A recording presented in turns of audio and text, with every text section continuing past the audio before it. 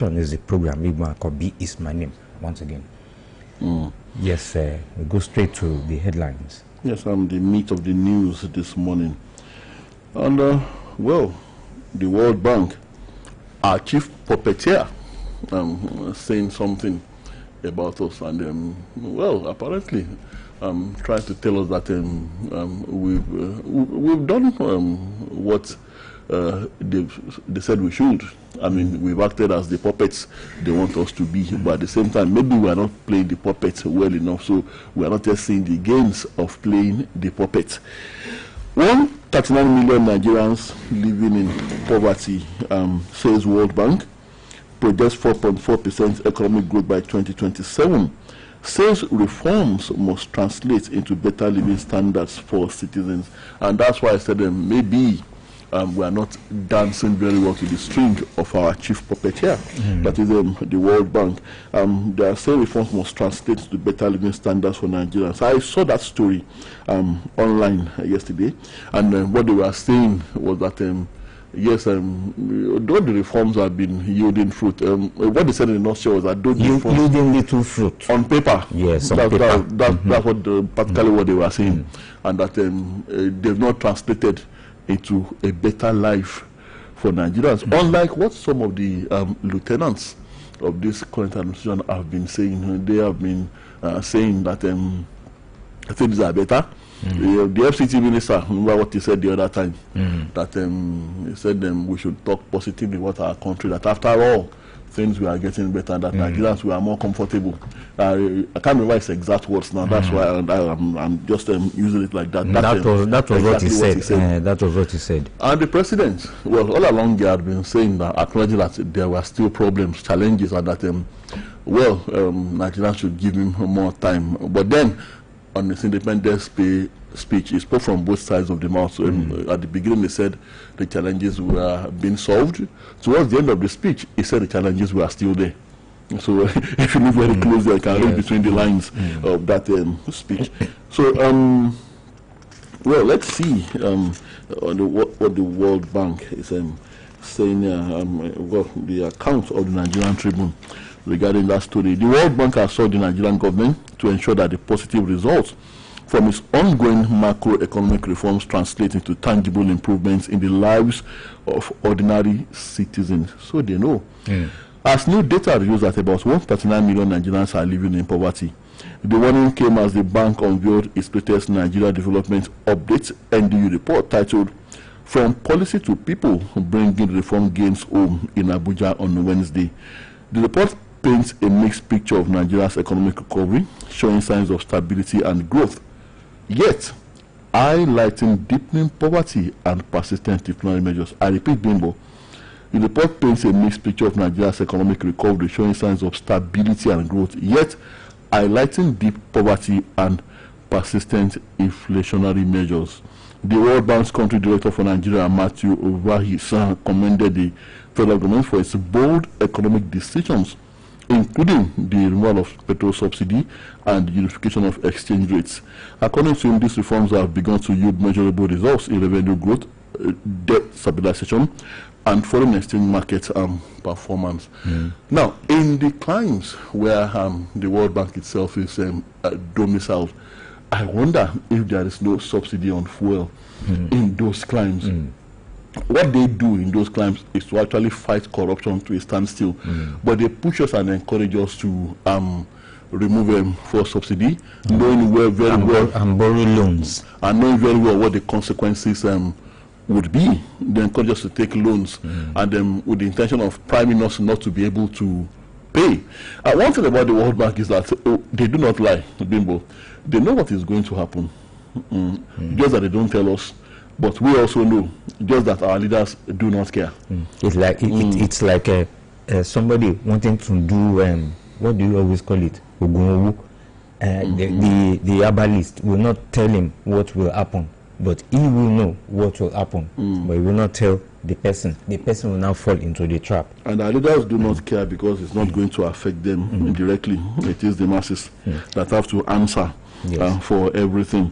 So Now, I said the word, but they do not lie, because now they are telling us the facts. Yes, and if not that you said that it was the World Bank the office in Nigeria or Africa, that was why, because I wanted to ask that how did they come about that basis of their research that 139 million Nigerians are living in poverty.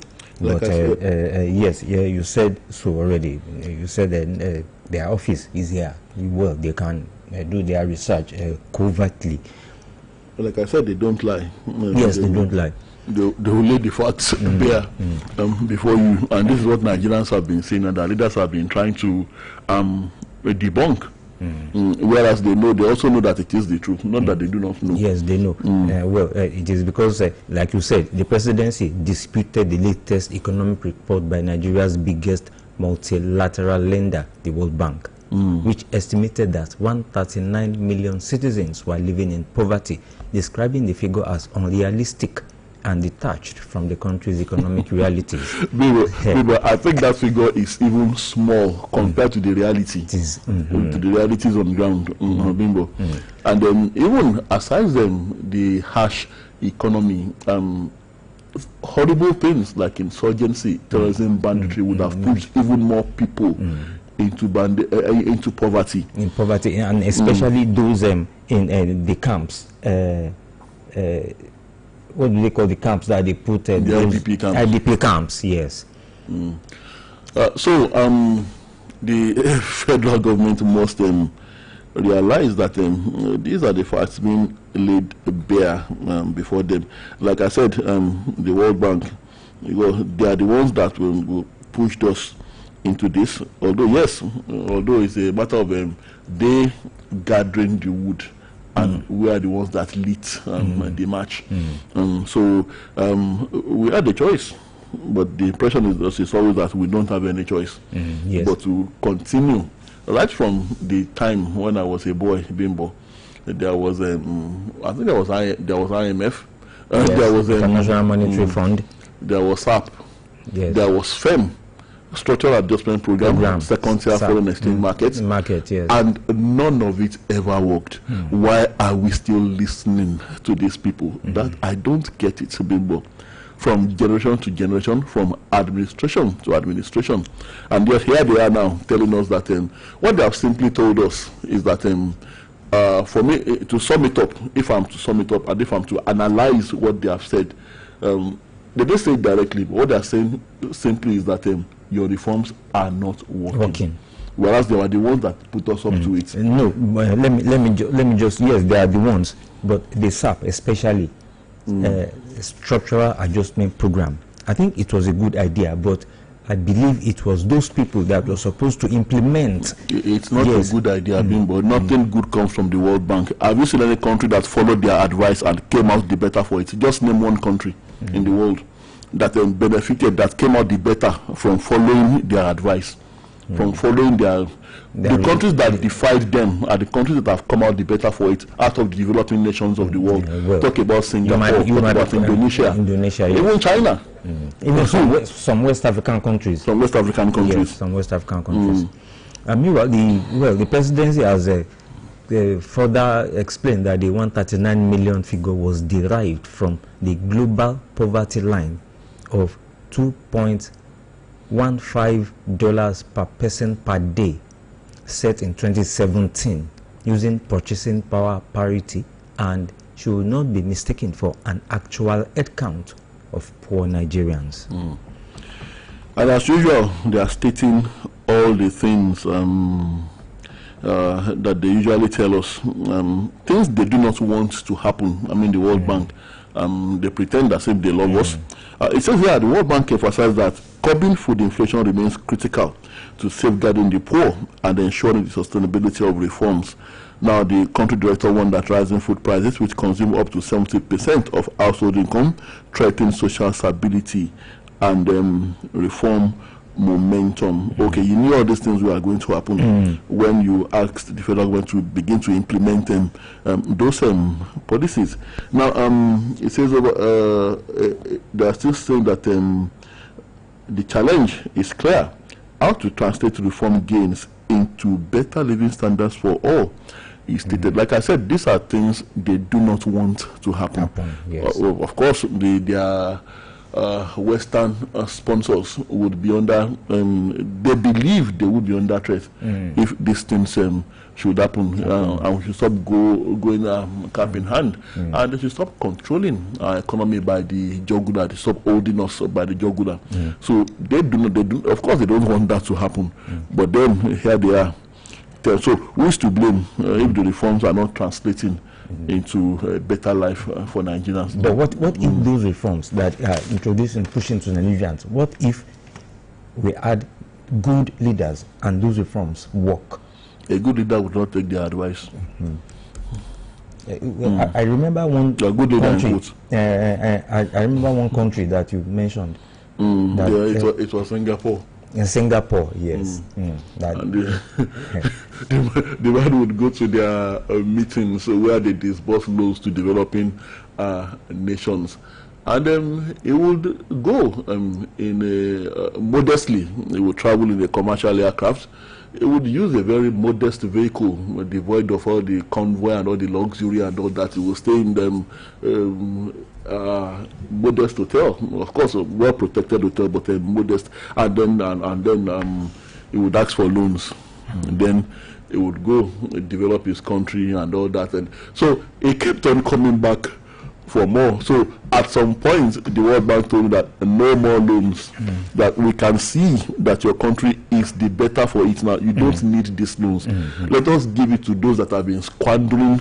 They didn't use that word, but then that was the implication. Let us continue giving it to the corrupt ones, the ones that have been squandering, because they saw that he was making good with the loans, but they rather give it to those that would then squander the loans, so that they'll continue to be in the trap, in the stranglehold of the World Bank and the IMF. It was actually the IMF. So they were now telling the man that go, your country is developed now, your country is okay now.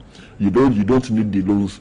Let us give it to those. Officially, they are giving the loans to those countries that still need them, that are still struggling with issues of poverty and want. Whereas they know that those countries they are giving it to, they are only putting the money in the pockets of their corrupt leaders. They know that they are not going to make anything out of those loans, and they will keep coming back, and their economy will continue to be under their control. So that's just the scenario here.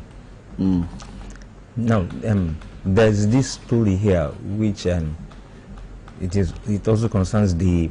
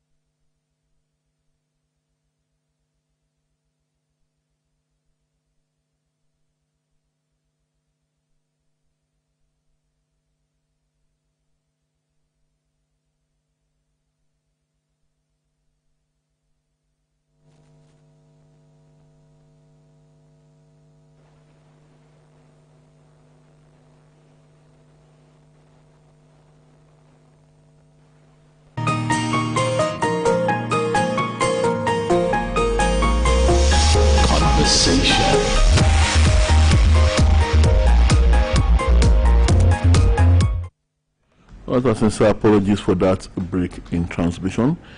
I think we're due for a commercial break, Bimbo. So we'll be right back.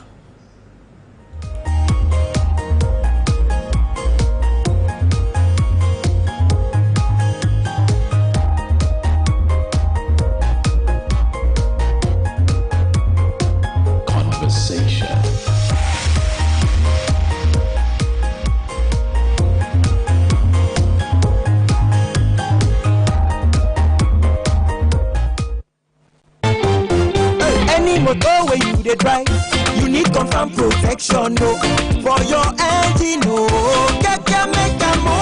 Make it mobile, no.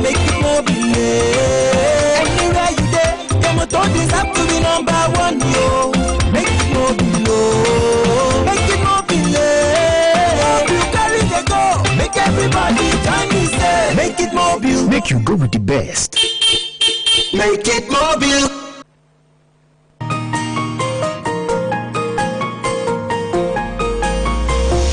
Conversation.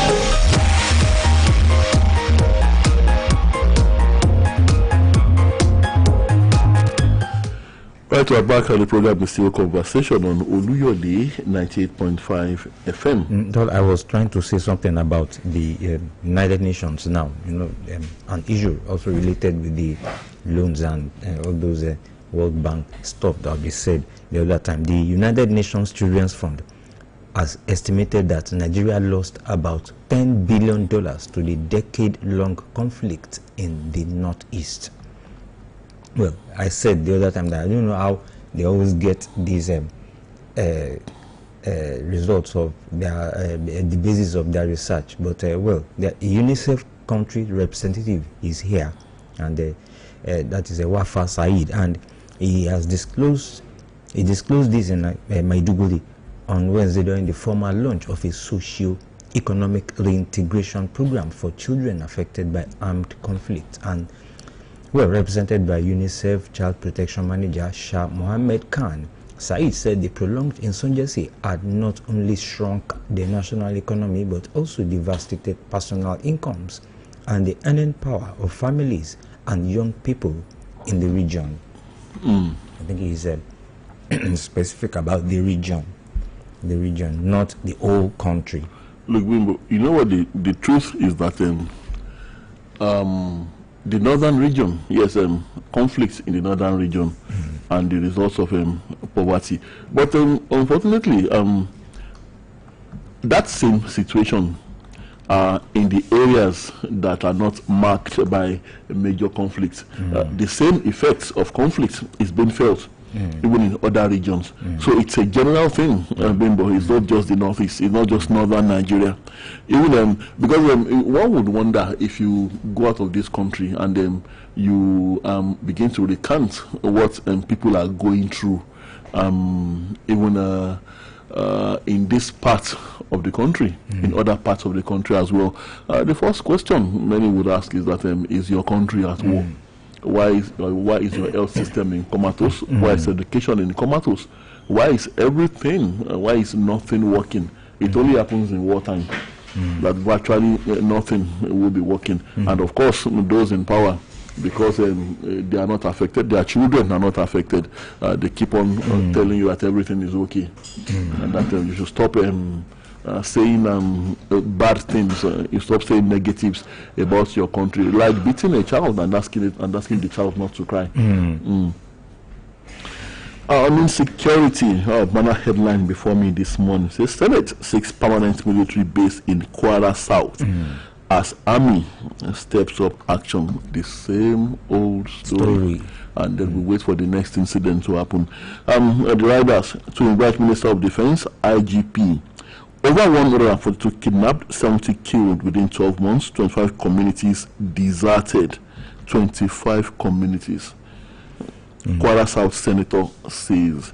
And I always ask this question, and as for the military authorities and the security agents that say they cannot be everywhere at the same time, what if we were being invaded by another country? Is it the same excuses that we will be getting? What if another country was trying to overrun us and they were starting from that axis? Now, police deploy special squads in Ekiti boundary communities as also your PDP calls for effective border patrol of southwestern states. Action. That is what we need. We've heard all this before. The senators, they are doing nothing new. And calling for a permanent military base, you don't need a permanent military base to address insecurity in Kwara South. It is not required. So we wait until you establish that base. People are getting killed on a daily basis. People continue being killed. So we wait for that base to be built, wait for it to be established. And so the people that get killed while the base is being gotten ready, maybe they can be termed as collateral damage. So when the base is ready, that is when you can begin to act. After so many killings will have, come, have been undertaken, so many killings before the base. It takes a long while to, actually set up a base, military base, in anywhere. So I don't know. For me, you don't need a permanent military base to address insecurity in Kwara South or anywhere in this country.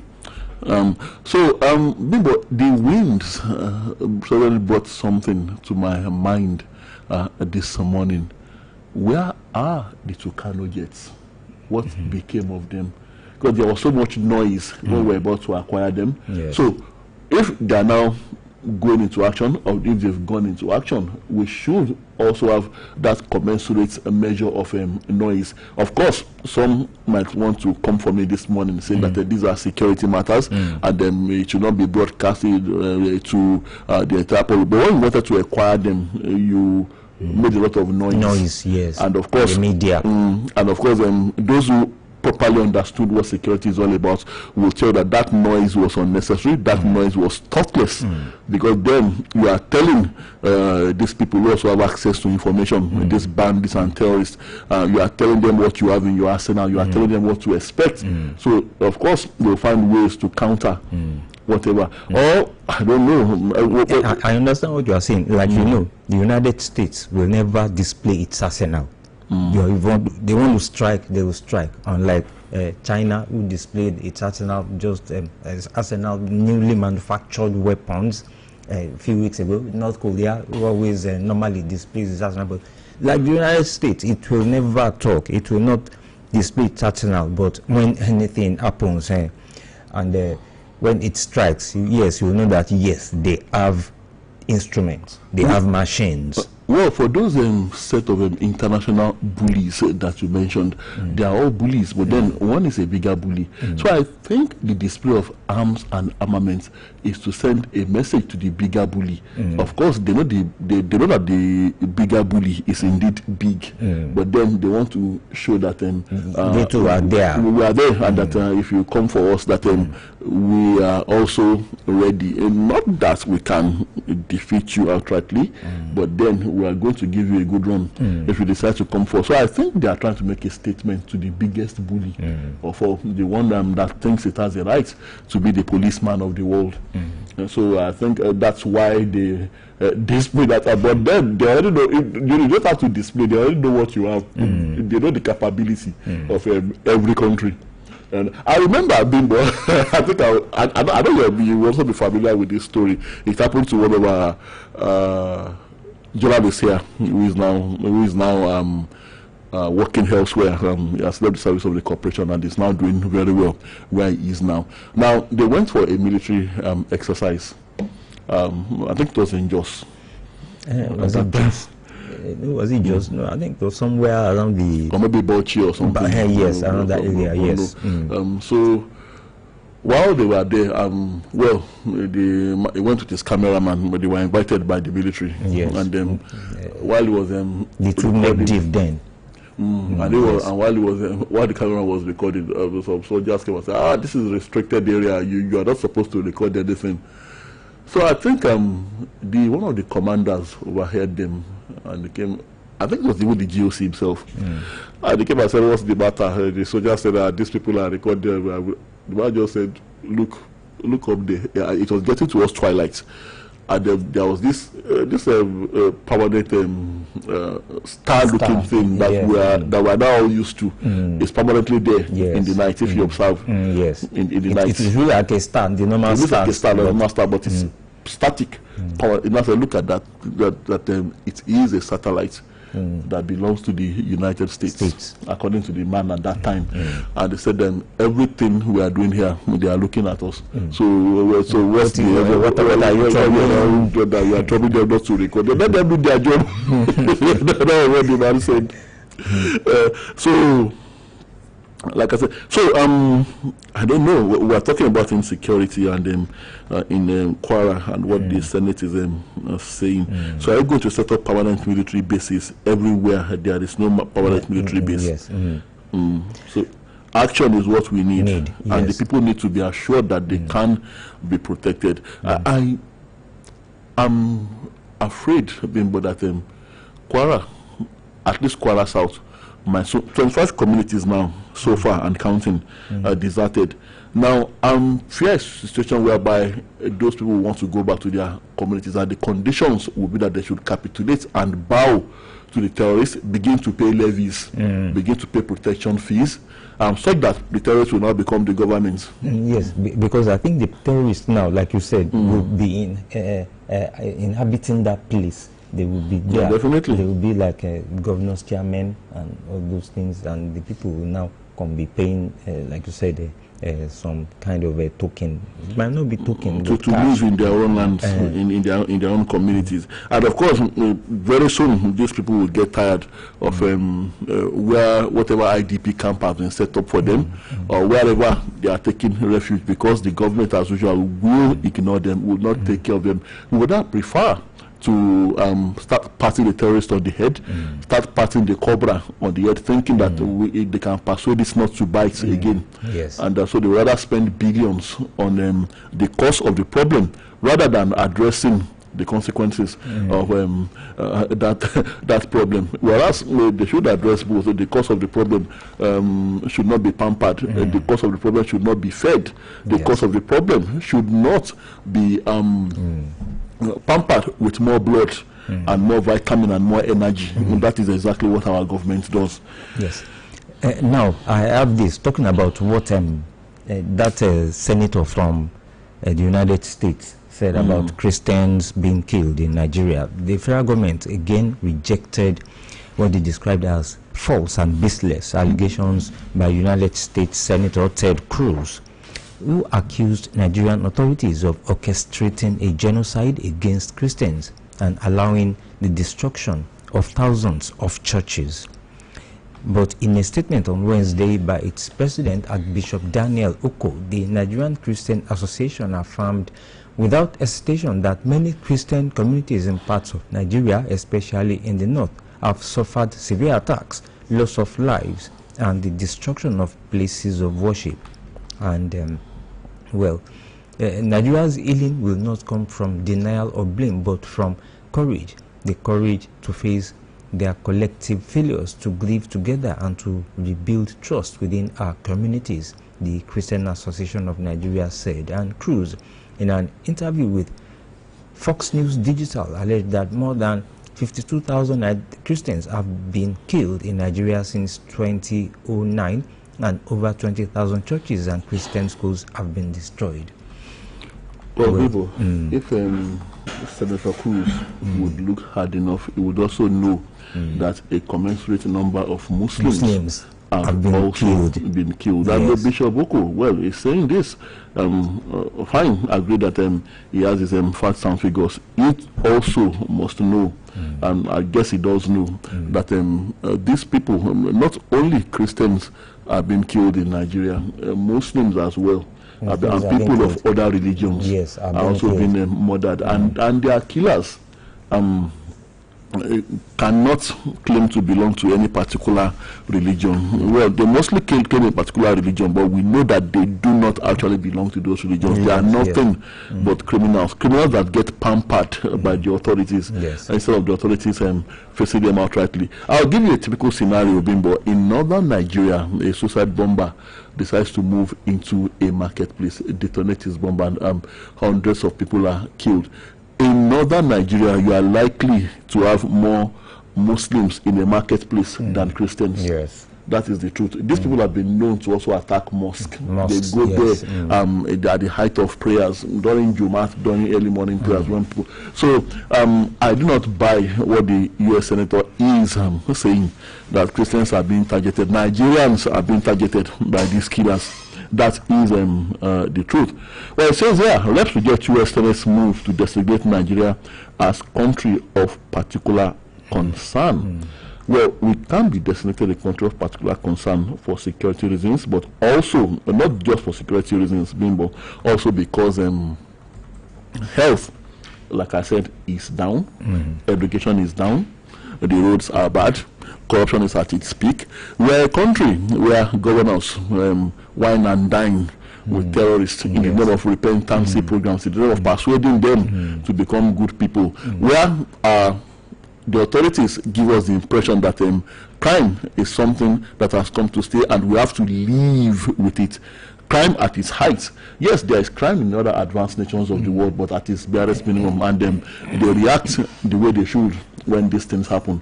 But here, crime is a new normal, and the authorities give us the impression that we have to live with it. So all these things and the value systems decline with brazen impunity, all these are enough to make the Americans designate us a country of particular concern. The harsh economy and the weird brand of resilience of the Nigerian people in the face of crippling hunger. Yes, that cause for concern. That cause for particular concern, to use the words of the Americans. So we are indeed a country of particular concern because we are a peculiar nation. Yes, we are very, very peculiar. Yes. We'll take a short break. We'll be back. Èyíkéyìí ọkọ̀ tó bá ń wà. Ó nílò àpò tó péye. Máa dágunlá jẹ́ kó jẹ́ mú bí o. Níbikíbi tó bá wà ló mú ojú lọ́wọ́. Ó yá sọ pé.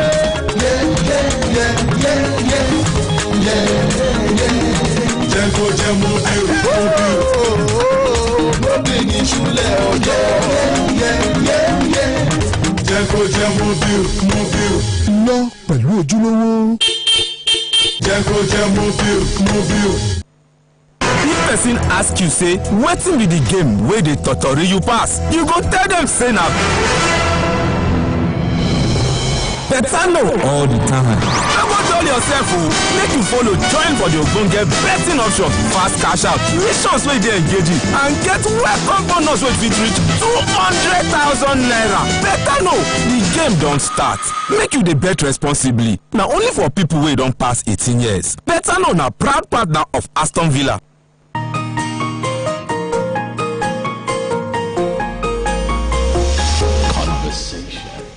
And to our back on the program is still conversation. Federal government begs ASU to shelf strike. Yayali Ahmed committee to present federal government's fresh offer to ASU. So there is going to be a fresh offer. And yes, I think there's a meeting. There's a meeting going on. And that's as JAMB screens 176 under 8 candidates for admissions. And knocks for Tinubu APC over Unaji, the minister that resigned, the science minister that resigned. It says Tinubu should prosecute Unaji. That's come from Atiku Abubakar. And PDP seeks probe of more people in government, inaugurates security subcommittee for Ibadan convention. Yes, before we move to, people are trying to make calls in, but let me quickly go through these headlines. Police arrest hoodlums terrorizing Ondo community, and Zambia-based Nigerian girlfriend arraigned for manslaughter. ICPC to arraign Kano-based journalist for alleged 14 million naira fraud. And gunmen killed 2 Plateau youths returning from security meeting. 0055009850 or 07055551985. The program is Conversation. Hello, good morning. Hello, good morning, Mr. Tola, Mr. Tibo. good morning.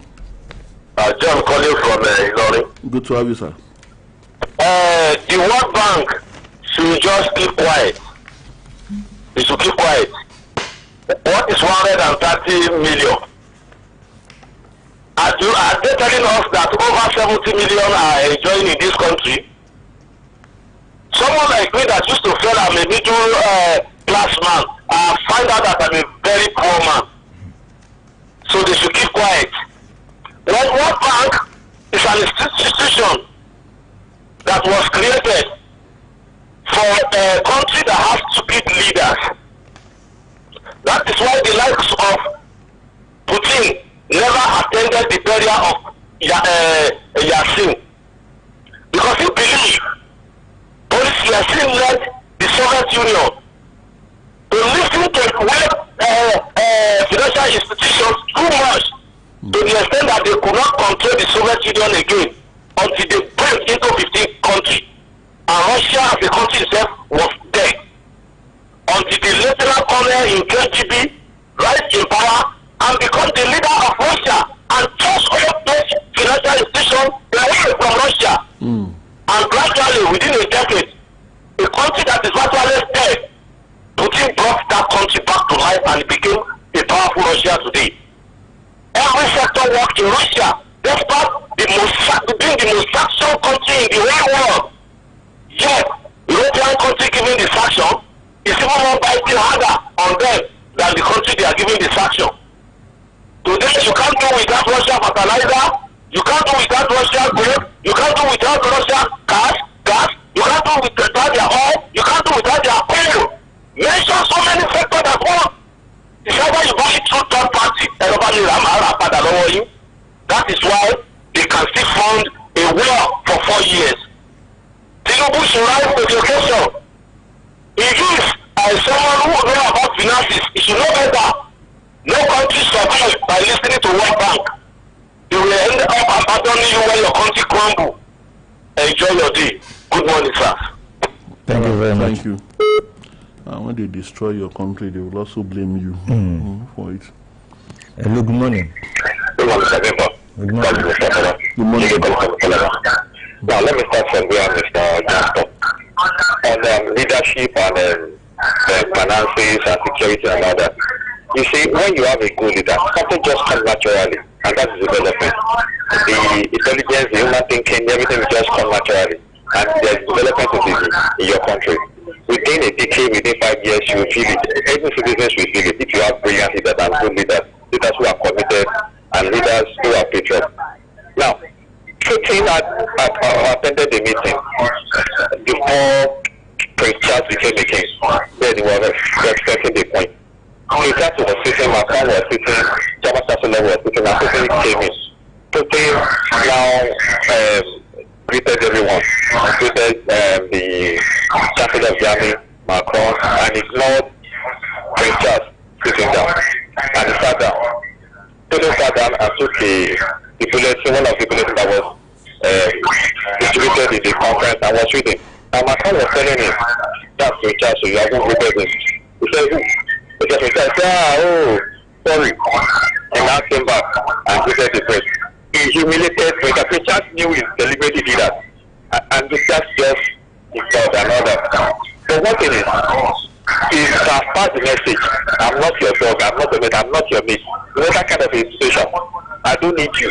It is you that needed me. Because in Europe, they needed Russian gas. All of them put together. They needed the gas in Russia to survive. So he ignored him. What if he has been bowing down for IMF and other World Bank and others? He will be telling me I'll be rushing to greet Richards now. I'll be greeting everybody. So that's what that. Then on the issue of Ted Cruz and if you are the other side, you will think they are very Christians. But it is you and me that are here, that I know that these people are just criminals. They are not targeting Christians. But if you are listening to what the news and the report that is going outside, you will do. That's what we think. Because you keep people in Benue, you keep people in Plateau, you keep people in Southern Kaduna. These are churches burned down, these are people displaced. And you look at the names of those people displaced.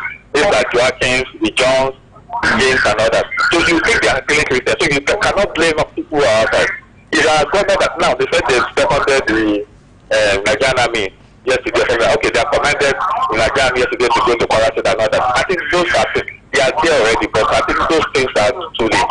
What you need is a total crush. Put an operation, crush them. 3 weeks. And these people were on. They are not spirits.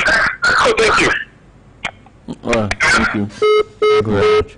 I think the Senate, as part of its intervention, must also investigate the allegations of complicity on the part of security agents deployed to Kwara State. Hello, good morning. Good morning, sir. Good morning. Good Michael, calling from Oluyole Kingdom. Good morning, Mr. Michael. I want to appreciate Mr. John there for accusing of that time. God bless you. Yes, the issue of this country. You know, I said that last time that I listened to your program. Everything. So when Mr. John said the truth about all this, I was listening to conversation. It's not for me. Yes, most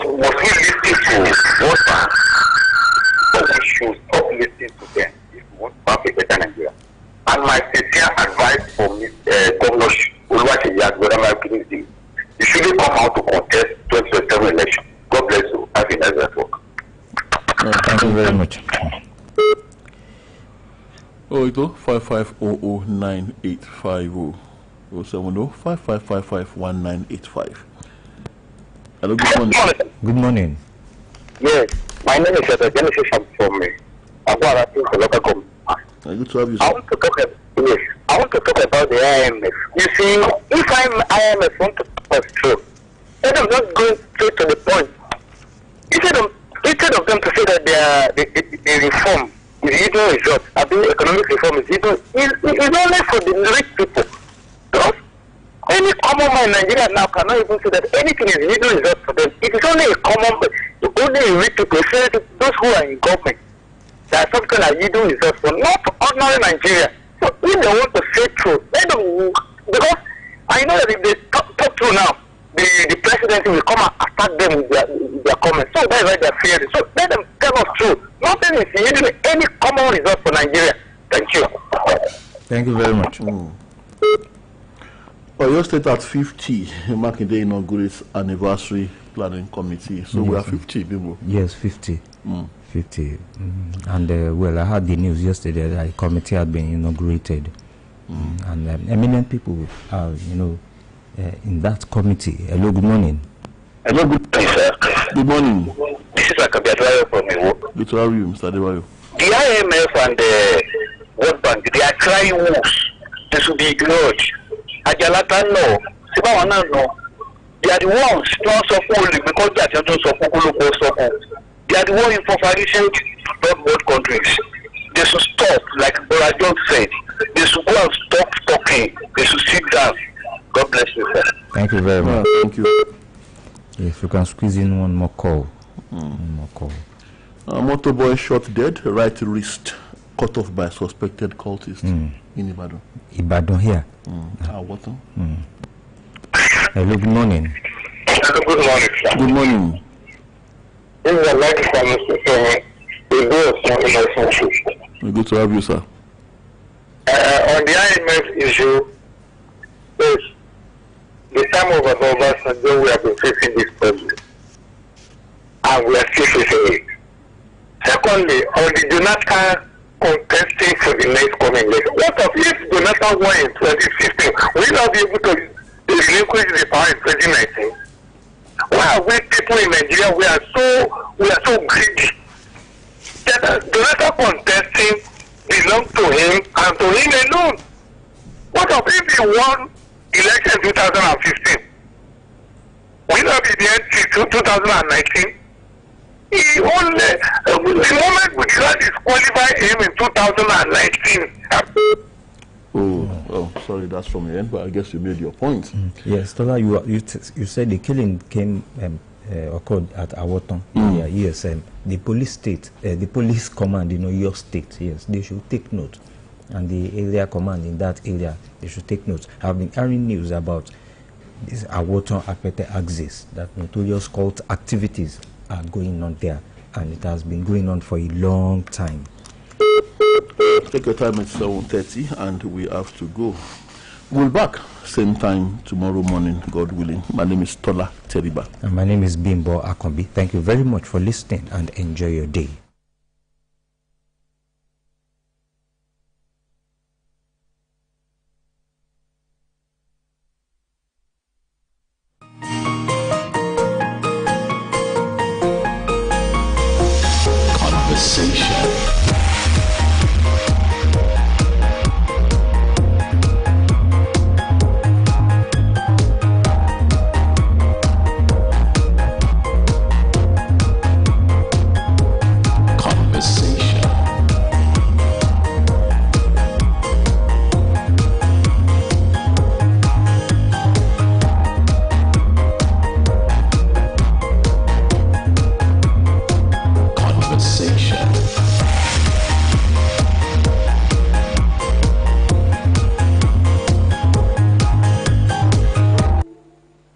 City of Ibadan, the home of ancient warlords, in the Pacesetter state.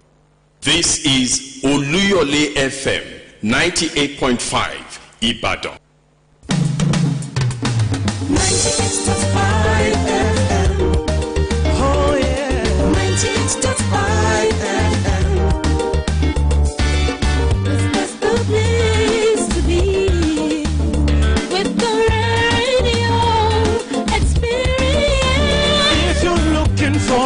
best in news, sports and entertainment. We got everything you need and so much more, yeah. 98.5 FM, Oluyole. 98.5 FM. Hear it all, dial to the number one station.